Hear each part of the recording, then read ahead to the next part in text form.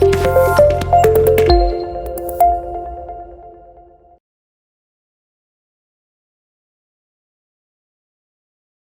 Friends, ఈ సెషన్లో మనం జాగ్రఫీ సబ్జెక్టుకు సంబంధించి ప్రీవియస్ ఎగ్జామ్స్లో అది ఆర్ఆర్బి, ఎస్ఎస్సి, అదేవిధంగా కానిస్టేబుల్ వంటి ఎగ్జామ్స్లో జాగ్రఫీకి సంబంధించి వచ్చినటువంటి బిట్లను గురించి ఈ సెషన్లో మనం డిస్కస్ చేసుకుందాం.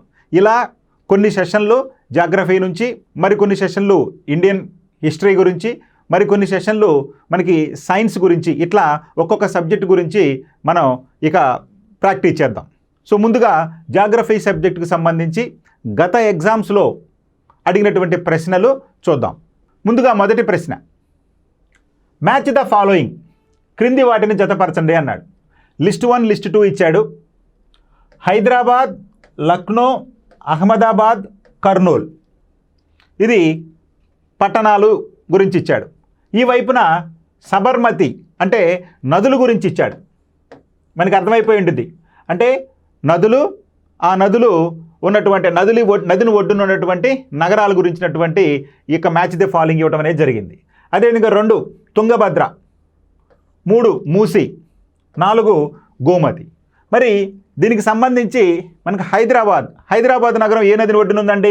మనకి హైదరాబాద్ నగరం వచ్చేసి మూసీ నది ఒడ్డున ఉంది. అదేవిధంగా లక్నో, ఉత్తరప్రదేశ్లోని లక్నో, ఈ లక్నో ఏ నది ఒడ్డునుందయ్యా అంటే మనకి గోమతి నది ఒడ్డునుంది. ఇక అహ్మదాబాద్, గుజరాత్లోని అహ్మదాబాద్ ఏ నది ఒడ్డునుందయ్యా అంటే సబర్మతి నది ఒడ్డునుంది. ఇక కర్నూలు నగరం ఏ నది ఒడ్డునుందయ్యా అంటే తుంగభద్ర నది ఒడ్డున ఉంది. సో కాబట్టి ఇక్కడ ఆప్షన్ ఏంటండి? A3, B4, C1, D2. ఎక్కడుందండి? A3 వచ్చేసి మనకి మొదట్లో లేదు, సెకండ్ దాంట్లో ఉంది, థర్డ్ దాంట్లో లేదు ఇది. సో కాబట్టి మన ఆప్షను 2 కానీ 3 కానీ అయ్యే అవకాశం ఉంది. మరి నెక్స్ట్ B, లక్నో అనేది ఏ నది ఒడ్డున ఉందండి? గోమతి నది ఒడ్డున ఉంది. కాబట్టి B4 అనేది ఎక్కడుందండి? B4, A3 ఉంది, B4 ఉంది. సో కాబట్టి ఇంకా 2 కానీ 3 కానీ అవకాశం ఉంది. సో కాబట్టి నెక్స్ట్ థర్డ్ వన్ అహ్మదాబాద్ నగరం ఏ నది ఒడ్డునుందండి? సబర్మతి నది ఒడ్డునుంది. సో కాబట్టి మనకి C1 ఎక్కడుందండి? C1 వచ్చేసి ఇది ఇక్కడ ఉంది. సో కాబట్టి మనకి నెక్స్ట్ D, కర్నూలు వచ్చేసి తుంగభద్ర. సో కాబట్టి D2. సో ఆప్షన్ వచ్చేసి A3, B4, C1, D2. ఇది right option. Next second question, the tea research institute is established at, భారతదేశంలో తేయాకు పరిశోధనా కేంద్రం ఎక్కడ స్థాపించబడింది? తేయాకు పరిశోధనా కేంద్రం తేయాకు అనంలోనే మనకి డార్జిలింగ్ ప్రాంతం గుర్తొస్తుంది, లేదా బ్రహ్మపుత్ర లోయ ప్రాంతం గుర్తొస్తుంది, లేదా అస్సాం ప్రాంతం గుర్తొస్తుంది. అయితే ఇక్కడ ఏమడుగుతున్నాడు? భారతదేశంలో తేయాకు పరిశోధనా కేంద్రం, tea research institute. First one Darjeeling, second one Jorhat, third one Udhagamandalam, దీన్ని మనం ఊటీ అనేవాళ్ళం. ఇక ఫోర్త్ వన్ సిల్చార్. ఈ 4గింట్లో తేయాకు పరిశోధనా కేంద్రం ఎక్కడుందయ్యా అంటే మనకి అస్సాంలోని జోర్హాట్లో ఉంది. ఇది అస్సోం రాష్ట్రంలో ఉంది. దీనిని 1911లో ఎస్టాబ్లిష్ చేశారు, ఏర్పాటు చేశారు. దీనిని టోక్లై టీ రీసెర్చ్ ఇన్స్టిట్యూట్ అని కూడా పిలుస్తారు. టోక్లై టీ రీసెర్చ్ ఇన్స్టిట్యూట్ అని కూడా పిలుస్తారు. ఇది అస్సాం రాష్ట్రంలోని జోర్హాట్లో ఉంది, Tocklai tea research institute. Okay, so Darjeeling కూడా టీ తోటలకు ప్రసిద్ధి చెందిందే. ఉదకమండలం ఊటీ తీసుకుంటే ఇక్కడ మనకి కాఫీ తోటలు ఎక్కువగా ఉంటాయి. ఇక సిల్చార్ ప్రాంతంలో కూడా తేయాకు తోటలు ఎక్కువగానే ఉంటాయి. అయితే ఇక్కడ భారతదేశంలో టీ పరిశోధనా కేంద్రం మాత్రం జోర్హాట్లో ఏర్పాటు చేయడం జరిగింది. దీనిని 1911వ సంవత్సరంలో. ప్రస్తుతం దీన్ని ఏ పేరుతో పిలుస్తున్నారండి? టోక్లై టీ రీసెర్చ్ ఇన్స్టిట్యూట్గా కూడా పిలుస్తారు. Next question, the largest cropped area in India is irrigated by this method. The largest cropped area in India is irrigated by this method అంటున్నాడు. భారతదేశం నందలే పంట భూమి విస్తీర్ణంలోని అత్యధిక భాగం ఈ విధానంలో సాగు చేయబడుతుంది. ఇది ప్రీవియస్ క్వశ్చన్లు కాబట్టి యాజ్ ఇట్ ఈజ్గా మీకు తీసుకోవడం జరిగింది. సో చూడండి, భారతదేశం నందలే పంట భూమి విస్తీర్ణంలోని అత్యధిక భాగం ఈ విధానంలో సాగు చేయబడుతుంది. అంటే భారతదేశంలో సాగు చేయబడుతున్నటువంటి మొత్తము భూమిలో ఈ క్రింది ఏ విధానం ద్వారా అత్యధికంగా భూమి సాగు చేయబడుతుంది అని అడుగుతున్నాడు. ముందుగా మొదటిది కాలువల ద్వారా, అంటే కెనాల్స్, ట్యాంక్స్ చెరువుల ద్వారా, వెల్స్ బావుల ద్వారా, అదర్స్ అంటే ఇతరాల ద్వారా. సో ఈ విధంగా భారతదేశంలో ఉన్నటువంటి మొత్తం సాగు భూమిలో అత్యధిక శాతం ఏ విధానం ద్వారా సాగు చేయబడుతుంది లేదా నీటిపారుదల కల్పించబడుతుంది అంటే మనకి ఇక్కడ బావులు ద్వారా అని చెప్పి గుర్తుపెట్టుకోవాలి. ఈ బావులు గొట్టపు బావులని కూడా అంటారు వీటి, అంటే బోర్వెల్స్. సో భారతదేశంలో మొత్తం నీటిపారుదల కల్పించబడుతున్నటువంటి భూమిలో సుమారుగా 60% వరకు భూమిలో బావులు గొట్టపు బావుల ద్వారా సాగు చేయబడుతుంటే కాలువల ద్వారా దాదాపుగా 29.5% భూములు సాగు చేయబడుతుంటే, ఇక చెరువుల ద్వారా 4.5% భూమి సాగు చేయబడుతుంటే ఇతరాల ద్వారా దాదాపు 5.1% భూమిలో ఇతర పద్ధతి ద్వారా నీటిపారుదల కల్పించబడుతుంది. సో కాబట్టి భారతదేశంలో అత్యధిక ఇరిగేషన్ ఫెసిలిటీ ఏ విధానం ద్వారా జరుగుతుందయ్యా అంటే మనకి బావులు గొట్టపు బావుల ద్వారా. Okay, match the following. మరొక మ్యాచ్ ద ఫాలోయింగ్ ఇచ్చారు చూడండి. క్రింది వాటిని జతపరచండి అన్నాడు. ఇక్కడ లిస్ట్ 1, లిస్ట్ 2. కంబాలకొండ, నేలపట్టు, కోరింగ, గుండ్ల బ్రహ్మేశ్వరం. ఇది శాంక్చురీస్ గురించి ఇచ్చాడు. వన్యప్రాణి కేంద్రాలు, పక్షి కేంద్రాలు కావచ్చు, వన్యప్రాణి కేంద్రాలు కావచ్చు. లిస్ట్ 2లో భాగంగా అవి ఉన్నటువంటి ప్రాంతాలు ఇచ్చాడు. కాకినాడ, కర్నూలు మరియు ప్రకాశం, విశాఖపట్నం, తిరుపతి అన్నాడు. ముందుగా ఇక్కడ చూడండి, కంబాలకొండ వన్యప్రాణి క్షేత్రం ఎక్కడుందయ్యా అంటే మనకి ఇది విశాఖపట్నంలో ఉంది, A3.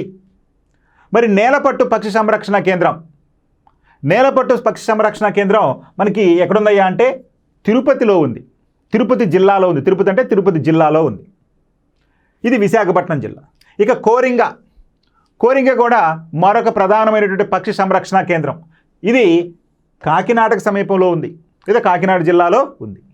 ఇక గుండ్ల బ్రహ్మేశ్వరం, ఈ గుండ్ల బ్రహ్మేశ్వరం వన్యప్రాణి కేంద్రం ఎక్కడుందయ్యా అంటే కర్నూలు మరియు ప్రకాశం జిల్లాలకు మధ్యలో ఉంది, సరిహద్దులుగా ఉంది కర్నూలు మరియు ప్రకాశం జిల్లాలకు.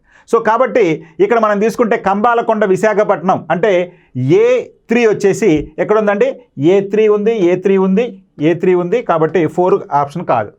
ఇక 2 నేలపట్టు, ఇక్కడ ఎక్కడ అనుకున్నాం అనుకోండి, నేలపట్టు ఇది ఎక్కడ ఉంది అనుకున్నామండి, ఇది వచ్చేసి తిరుపతిలో ఉంది అనుకున్నాం, తిరుపతి జిల్లా. యాక్చువల్గా ఇది సూళ్ళూరుపేటకు సమీపంలో ఈ యొక్క మన తమిళనాడుకి ఆంధ్రప్రదేశ్కి మధ్యలో ఉన్నటువంటి పులికాట్ సరస్సుకి ప్రాంతంలోనే ఈ యొక్క నేలపట్టు పక్షి సంరక్షణ కేంద్రం ఉంది. ఇది ప్రస్తుతం తిరుపతి జిల్లాలో ఉంది. కాబట్టి B4 ఎక్కడుందండి, ఇక్కడ B4 ఉంది, ఇది B2 కాబట్టి ఇది కాదు, అదేవిధంగా ఇది B1 ఇది కూడా కాదు. కాబట్టి మనకి రైట్ ఆప్షన్ ఏదయ్యా అంటే 1గా మనం గుర్తుపెట్టుకోవాలి. అంటే దాన్ని బట్టి చూడండి. ఇక కోరింగ పక్షి సంరక్షణ కేంద్రం కాకినాడకు సమీపంలో ఉంది. గుండ్ల బ్రహ్మేశ్వరం వచ్చేసి కర్నూలు, అంటే D వచ్చేసి 2 ఉంది. సో D2 ఉంది, C1 ఉంది, B4 ఉంది, A3. కాబట్టి right option 1. Next question, this wild life sanctuary is the largest tiger reserve in India. Very very important, largest tiger reserve in India, not only in Andhra Pradesh and Telangana, entire India, which is the largest tiger reserves in India. ఈ వన్యప్రాణుల అభయారణ్యం భారతదేశంలోని అతిపెద్ద పులుల సంరక్షణ కేంద్రం. ఏదండి అతిపెద్ద పులుల సంరక్షణ కేంద్రం ఎక్కడుందండి? కోరింగ వైల్డ్ శాంక్చురీ, కోరింగ వన్యప్రాణి అభయారణ్యం ఇప్పుడే చెప్పుకున్నాం. ఇది ఎక్కడుందండి? కోరింగ కాకినాడలో ఉంది, కాకినాడ. అదేవిధంగా second one Kaundinya wild life sanctuary, Kaundinya వన్యప్రాణి అభయారణ్యం, ఇది ఎక్కడుందండి? ఇది చిత్తూరు జిల్లాలో ఉంది. ఇక Pulicat wild life sanctuary, Pulicat వన్యప్రాణి అభయారణ్యం, పులికాట్ సరస్సులో ఉన్నటువంటి ఇది ఎక్కడుందండి? ఇది వచ్చేసి తిరుపతి జిల్లాలో ఉంది. ఇక Nagarjuna Sagar and Srisailam wild life sanctuary, Nagarjuna Sagar Srisailam వన్యప్రాణి అభయారణ్యం, ఇది భారతదేశంలోకే అతిపెద్ద పులుల సంరక్షణ కేంద్రం. అంటే కోరింగ కాదు, కౌండిన్య కాదు, పులికాట్ కాదు. సో భారతదేశంలో అతిపెద్ద యొక్క పులుల సంరక్షణ కేంద్రం ఎక్కడుంది అంటే నాగార్జున సాగర్ శ్రీశైలం వన్యప్రాణి అభయారణ్యంలో ఉంది. ఇది అటు ఆంధ్ర తెలంగాణ ప్రాంతాలలో ఇది విస్తరించి ఉంది. Next question, the hottest place in Andhra Pradesh is, Andhra రాష్ట్రంలో అందలి అత్యుష్ణ ప్రాంతం, ఆంధ్రప్రదేశ్లో అత్యధికంగా ఉష్ణోగ్రతలు నమోదయ్యే ప్రాంతాలు: విజయవాడ, కడప, రెంటచింతల, గుంటూరు. వాస్తవానికి విజయవాడలో అత్యధికంగా ఉష్ణోగ్రతలు నమోదవుతాయి, రెంటచింతల్లో అత్యధికంగా ఉష్ణోగ్రతలు నమోదవుతాయి. కానీ మన ఆంధ్రప్రదేశ్లో ప్రత్యేకంగా అడిగాడు, అంటే వీటిల్లో ఏది అని అడిగాడు. సో ఆంధ్ర రాష్ట్రంలో అత్యధికంగా ఉష్ణోగ్రతలు నమోదయ్యే ప్రాంతం రెంటచింతల. ఇది ప్రస్తుతం పల్నాడు జిల్లాలో ఉంది. సో పల్నాడు జిల్లాలో ఉన్నటువంటి రెంటచింతల ప్రాంతం ఆంధ్రప్రదేశ్ రాష్ట్రంలోకెల్లా అత్యధిక ఉష్ణోగ్రతలు నమోదయ్యేటటువంటి ప్రాంతం. అదేవిధంగా కర్నూలు జిల్లాలోని రోళ్లపాడు ప్రాంతం, అదేవిధంగా మన తెలంగాణలోని కొత్తగూడెం ప్రాంతాలు, ఇవన్నీ కూడా మన ఉమ్మడి ఆంధ్రప్రదేశ్ రాష్ట్రంలో అత్యధికంగా ఉష్ణోగ్రత నమోదయ్యే ప్రాంతాలు అంటాం. ఇప్పుడు మన ఆంధ్రప్రదేశ్ గురించి అడిగాడు కాబట్టి ఇక్కడ ప్రస్తుతానికి రెంటచింతల్లో అత్యధికంగా ఉష్ణోగ్రతలు నమోదవుతాయని గుర్తుపెట్టుకోవాలి. Next question, the lowest temperature recorded in a day, ఒక రోజులో అత్యల్ప ఉష్ణోగ్రత ఇప్పుడు నమోదవుతుంది. సాధారణంగా ఒక రోజులో అత్యధిక ఉష్ణోగ్రత, ఒక రోజులో అత్యల్ప ఉష్ణోగ్రత ఎప్పుడు నమోదవుతాయి అంటే ఆ రోజుకు సంబంధించి మధ్యాహ్నం 3 నుంచి 4 గంటల సమయం మధ్య అత్యధిక పగటి కాలం నమోదవుతుంది, అంటే అత్యధిక ఉష్ణోగ్రత నమోదవుతుంది. అదే రోజులో ఉదయం 4 నుంచి 5 గంటల మధ్యలో అత్యల్ప ఉష్ణోగ్రత నమోదవుతుంది. కాబట్టి ఈ పాయింట్ మనకి తెలిస్తే మనం ఇక్కడ ఈజీగా ఆన్సర్ చేయొచ్చు. అంటే ఒక రోజులో అత్యల్ప ఉష్ణోగ్రత ఇప్పుడు నమోదవుతుంది, లోయెస్ట్ టెంపరేచర్ ఎప్పుడు నమోదవుతుందండి? దీని ప్రకారం ఉదయం 4 నుంచి 5 గంటల మధ్యలో అన్నాం.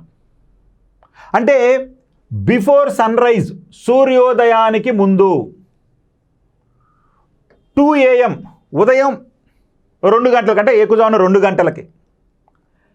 నెక్స్ట్ థర్డ్ వన్ 12 midnight, అర్ధరాత్రి 12 గంటలకి. 4 ఆఫ్టర్ ద సన్సెట్, సూర్యాస్తమయం తర్వాత అంటే సూర్యుడు అస్తమించిన తర్వాత అత్యల్ప ఉష్ణోగ్రత అన్నాడు. సో కాబట్టి ఇక్కడ ఇచ్చినటువంటి ఆప్షన్స్లో మనకి అత్యల్ప ఉష్ణోగ్రతలు ఒక రోజులో ఎప్పుడు ఏర్పడతాయి అంటే సూర్యోదయానికి ముందు. ఎందుకని సూర్యోదయానికి ముందయ్యా అంటే చూడండి, సాధారణంగా సూర్యుడి నుంచి బయలుదేరినటువంటి ఉష్ణోగ్రతలు భూమిని చేరిన తర్వాత భూమి క్రమంగా వేడెక్కుతుంది, దాన్ని ఇన్సోలేషన్ అంటాం. మరి సూర్యుని ఉష్ణోగ్రతను గ్రహించినటువంటి భూమి వేడెక్కుతుంది. ఇదే క్రమంలో సూర్యునికి భూమికి మధ్యలో ఉన్నటువంటి వాతావరణం కూడా కొంత ఉష్ణోగ్రతను గ్రహించి వేడెక్కుతుంది. అయితే ఆ వేడెక్కినటువంటి భూమి కొంత సమయం తర్వాత తిరిగి మళ్ళీ ఇది ఉష్ణోగ్రతను కోల్పోతుంది. దాన్ని టెరెస్ట్రియల్ రేడియేషన్ అంటాం. అంటే సూర్యుడి నుంచి భూమి గ్రహిస్తుంది ఉష్ణోగ్రతను, ఆ తర్వాత వేడెక్కిన తర్వాత తిరిగి మళ్ళీ భూమి సూర్యునికి కిరణాలను పంపించేస్తుంది, ఉష్ణోగ్రతను పంపిస్తుంది. దాన్ని టెరెస్ట్రియల్ రేడియేషన్ అంటాం. ఇదే సమయంలో భూమిని అంటిపెట్టుకున్నటువంటి ఈ వాతావరణంలో ఈ భూమి నుంచి వెళ్ళినటువంటి ఉష్ణోగ్రత వలన అధికంగా వేడెక్కి భూమి యొక్క ఉపరితలం దగ్గర ఎక్కువ ఉష్ణోగ్రత ఉంటుంది, వాతావరణంలో పైకి వెళ్ళే కొద్ది ఉష్ణోగ్రత తగ్గుతుంది. ఇది ఎలా మనం చెప్పగలం అంటే సాధారణ క్షీణతాక్రమం. అంటే భూమి యొక్క ఉపరితలం దగ్గర అధిక ఉష్ణోగ్రత ఉంటుంది, ఆ అధిక ఉష్ణోగ్రత క్రమంగా పైకి వెళ్ళే కొద్ది తగ్గుతుంది. అంటే మనం చెప్పుకున్నాం ప్రతి 165 మీటర్ల ఎత్తుకి 1 డిగ్రీ చొప్పున ఉష్ణోగ్రత తగ్గుతుంది. దీనినే సాధారణ క్షీణతాక్రమము, నార్మల్ ల్యాప్స్ రేట్ అంటాం. అందుకనే భూమి యొక్క ఉపరితలం వద్ద ఉష్ణోగ్రత ఎక్కువగా ఉండి పైకి పోయే కొద్ది తగ్గుతుంది. దీని అర్థం ఏంటంటే సూర్యుడి నుంచి వచ్చేటువంటి సూర్యకిరణాల కంటే భూమి నుంచి తిరిగి వెళ్ళే సూర్యకిరణాల వలన ఈ వాతావరణం ఎక్కువగా వేడెక్కుతుంది. అందుకనే ఉపరితలం దగ్గర ఉష్ణోగ్రత ఎక్కువగా ఉంటుంది, పైకి పోయే కొద్ది ఉష్ణోగ్రత తగ్గుతుంది. ఈ కాన్సెప్ట్ మనం గుర్తుపెట్టుకోవాలి. చూడండి, ఇది ఇట్లా అడిగాడు కానీ ఇంత కాన్సెప్ట్ తెలిస్తే దానికి ఆన్సర్ చేయగలం. రైట్, ఇట్లా బాగానే ఉంది. ఇలాంటి సందర్భంలో సూర్యుడి నుంచి భూమికి ఉష్ణోగ్రత వచ్చి ఉష్ణోగ్రత గ్రహించిన తర్వాత మళ్ళీ తిరిగి టెరెస్ట్రియల్ రేడియేషన్ ద్వారా ఈ ఉష్ణోగ్రతను పైకి పంపించే క్రమంలో భూమి వాతావరణం వేడెక్కుతుంది. ఈ వేడెక్కిన వాతావరణం క్రమంగా మధ్యాహ్నం 3 నుంచి 4 గంటల మధ్య బాగా వేడెక్కుతుంది వాతావరణం. అందుకని ఆ సమయంలో ఆ రోజులో అధిక ఉష్ణోగ్రత ఉంటుంది. సో ఒక రోజులో అత్యధిక ఉష్ణోగ్రత ఏ సమయంలో నమోదవుతుందయ్యా అంటే 3 నుంచి 4 గంటల మధ్య నమోదవుతుంది. మరి అదే రోజులో అత్యల్ప ఉష్ణోగ్రతను అడుగుతున్నాడు. మరి అత్యల్ప ఉష్ణోగ్రత ఈ విధంగా భూమి గ్రహించిన ఉష్ణోగ్రతకు సమంగా కోల్పోతూ ఇది మధ్యాహ్నం 12 గంటలకి సూర్యకిరణాలు నిట్నెలుగా పడతాయి, భూమి బాగా వేడెక్కింది. ఆ తర్వాత క్రమంగా భూమి నుంచి ఉష్ణోగ్రతలు తిరిగి సూర్యుని వైపు వెళ్తూ ఉంటాయి. ఆ క్రమంలో వాతావరణం గ్రహిస్తుంది. ఇక అలా భూమి కోల్పోతూ రాత్రి సమయంలో కూడా 10ంటికి 11ంటికి 12ంటికి 1 గంటకు కూడా ఇక్కడ చెప్పాడు మిడ్ నైట్ 12 గంటలకు కూడా ఈ టెరెస్ట్రియల్ రేడియేషన్ జరుగుతూ ఉంటుంది. ఇక ఏకూజాం అయ్యేసరికి అంటే 4 నుంచి 5 గంటలు అంటే సూర్యోదయానికి ముందు పూర్తిగా మన భూమి చల్లబడటం జరుగుతుంది. ఆ చల్లబడిన సమయంలో ఈ వాతావరణం ఉష్ణోగ్రత తక్కువగా నమోదవుతుంది వాతావరణంలో. అందుకనే ఒక రోజులో అత్యల్ప ఉష్ణోగ్రత సూర్యోదయానికి ముందు నమోదవుతుంది. ఈ కాన్సెప్ట్ అంతా తెలిస్తేనే మనం దీనికి ఆన్సర్ చేయగలుగుతాం. ఓకే, సో కాబట్టి right option before the sun rise. సూర్యోదయానికి ముందు ఒక రోజులో అత్యల్ప ఉష్ణోగ్రత నమోదవుతుంది. Right. Next question. The length of the day is longer than the length of an year on this planet. Very important. It is the only planet in solar system. Day duration is higher than the year duration. రోజు ఎక్కువ సమయం ఉంటుంది సంవత్సర సమయంతో పోల్చుకుంటే. ఇది వింతగా అనిపించవచ్చు మనకి. ఫర్ ఎగ్జాంపుల్ మన భూమి తీసుకున్నాం అనుకోండి. మన భూమికి ఒక రోజు అంటే మనకి 24 గంటలు అని చెప్పి మనం పేర్కొంటాం. మన భూమి మీద ఒక సంవత్సరం అంటే మనము 365 రోజులుగా పేర్కొంటాం. ఏది ఎక్కువగా అయ్యా అంటే ఇదిగో రోజు అనేది 24 గంటలు ఉంటుంది, కానీ సంవత్సరం అనేది 365 రోజులు ఉంటుంది. కాబట్టి సంవత్సరం అంటే చాలా పెద్దది, సమయంతో కూడుకుంది. అదే రోజు అంటే కనుక 24 గంటల నిమిత్తంగా ఉంటుంది. Whereas in one planet among this it has long day time, short year time. అంటే రోజు అత్యధికంగా ఉంటుంది, సంవత్సరం అత్యల్పంగా ఉంటుంది. అదే చెప్తున్నాడు చూడండి. ఈ గ్రహం పైన ఒక రోజు ప్రమాణం ఒక సంవత్సర ప్రమాణం కంటే ఎక్కువగా ఉంటుంది, సంవత్సరం కంటే రోజు సమయం ఎక్కువగా ఉంటుంది అన్నాడు. ఇదేంటండి వింతగా ఉంది అంటే ఎస్ కరెక్ట్. మరి అది ఏ గ్రహం పైన? ఫస్ట్ వన్ మార్స్ అంటే కుజుడు, సెకండ్ వన్ వీనస్ అంటే శుక్రుడు, third one Jupiter Brihaspati, fourth one mercury బుధుడు. మరి ఈ 4 గ్రహాల్లో ఏ గ్రహం పైన రోజేమో ఎక్కువ సమయం ఉంటుంది మన భూమితో పోల్చుకున్నప్పుడు, సంవత్సరమేమో తక్కువ సమయం ఉంటుంది? ఏ గ్రహం అయ్యా అంటే మనకి వీనస్. మనకి రోజు సంవత్సరం అనేది ఎలా చెప్తామండి? తన చుట్టూ తాను ఒకసారి తిరిగితే దాన్ని భ్రమణము అంటాము. తన చుట్టూ తాను తిరుగుతూనే సూర్యుని చుట్టూ తిరిగితే దాన్ని పరిభ్రమణము అంటాము. సాధారణంగా మనకి రోజు భూమి మీద అనుకుంటే భూమి తన చుట్టూ తాను ఒకసారి పూర్తిగా తిరిగిన సందర్భాన్ని మనం రొటేషన్ అన్నాము, దాన్నే భ్రమణము అన్నాం. అదే తన చుట్టూ తాను తిరుగుతూ సూర్యుని చుట్టూ తిరిగి రావటాన్ని పరిభ్రమణము అన్నాం, అంటే రెవల్యూషన్ అని చెప్పన్నాం. మన భూమికి రొటేషన్కి 24 గంటల సమయం, రెవల్యూషన్కి 365 రోజులు సమయం పడుతుంది. కానీ శుక్రుడి కంట రొటేషన్కి వచ్చేసి 243 రోజులు. మన భూమి మీద ఒక రోజు అయితే శుక్రుడి మీద మన భూమి మీద 243 రోజులతో సమానం. అంటే శుక్రుడు తన చుట్టూ తాను ఒకసారి తిరిగి రావడానికి మన భూమి మీద ఎంత సమయం పడుతుంది అంటే 243 రోజులు పడుతుంది. అదే మనం సూర్యుని చుట్టూ తిరిగి రావడానికి అంటే భూమి సూర్యుని చుట్టూ తిరిగి రావడానికి 365 రోజులు తీసుకుంటే శుక్రుడు కేవలం 225 రోజులు తీసుకుంటాడు. అంటే మన భూమి మీద 225 రోజులు is equal to 1 year on Venus. అంటే భూమి మీద 225 రోజులు అనేది శుక్రుడి మీద ఒక సంవత్సరంతో సమానం. అంటే మన భూమి మీద 225 రోజులైతే శుక్రుడి మీద ఒక సంవత్సరంతో సమానం. మన భూమి మీద 24 గంటలైతే శుక్రుడి మీద 243 రోజులతో సమానం. దీన్ని బట్టి చూస్తే మనకి ఏమనిపిస్తుందండి? ఏ గ్రహంపై ఒక రోజు ప్రమాణం ఒక సంవత్సరం ప్రమాణం కంటే ఎక్కువ.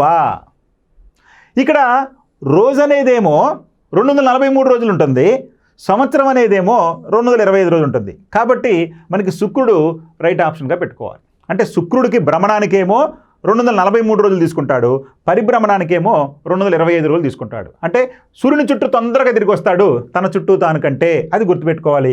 అదే శుక్రుడి యొక్క ప్రత్యేకత. అంతేకాదు శుక్రుడికి ఇంకొక ప్రత్యేకత ఉంది. మన భూమికి కమల గ్రహం అంటారు, twin planet of the earth అంటారు శుక్రుడిని. అంతేకాదు సౌర కుటుంబంలో ఉన్నటువంటి అన్ని గ్రహాల కన్నా అత్యధిక ఉష్ణోగ్రత కలిగిన గ్రహం ఏదంటే శుక్రుడే అంటాడు. Hottest planet in solar system is Venus. Nearest planet to earth is Venus only. అంటే భూమికి దగ్గరగా ఉన్న గ్రహం శుక్రుడు. దీన్ని ఉదయకాంతపు తార, సంధ్యాతార అంటారు. అంటే మార్నింగ్ స్టార్, ఈవినింగ్ స్టార్ అంటారు.